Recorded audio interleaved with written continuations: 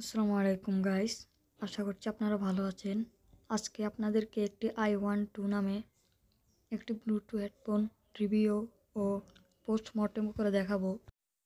চলুন আমরা আগে এর বাহ্যিক অর্থগুলো দেখে নিই। যেমন এখানে রয়েছে একটি আইফোনের কেবল, যেটা দিয়ে এটা রিচার্জেবল করা যায়।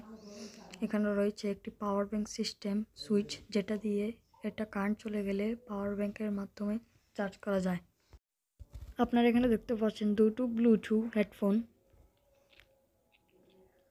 চলুন আমরা এবার এটা খুলে দেখি। এটা টানের সাথে সাথে ভেঙে চলে এসেছে হলো আমার হাতে।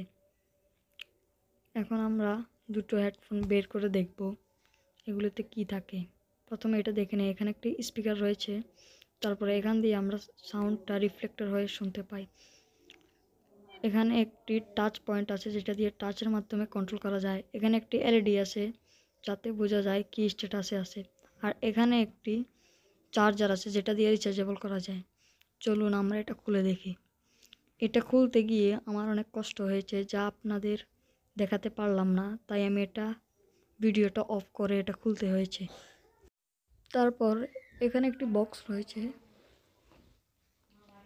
এটা আমরা খুলতে গিয়ে এত কষ্ট হয়েছে যে আমার হাত অল্প একটু কেটে গিয়েছিল আর আমি অনেকটা ব্যথা পেয়েছি। শেষ পর্যন্ত খুলতে পারলাম। তো শেষ পর্যন্ত খুলে আসলো। এখানে প্রথমে একটি কেস চোখে পড়ছে। কেসের ভিতরে কয়েকটি লকের মাধ্যমে এটা আটকানো ছিল, যার মাধ্যমে এটা অনেক শক্ত হয়ে আটকে ছিল।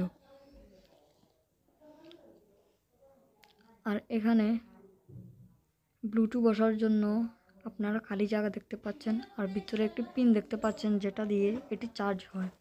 আর এখানে একটি আইফোনের চার্জিংয়ের ফিমেল পোর্ট দেখতে পাচ্ছেন। তারপরে এখানে একটি আইসি রয়েছে এটাকে কন্ট্রোল করার জন্য। আর এখানে একটি পিসিবি রয়েছে। আর এখানে আরেকটি রিফ্লেক্টর রয়েছে, যেটার মাধ্যমে এটা পাওয়ার ঠিক থাকে।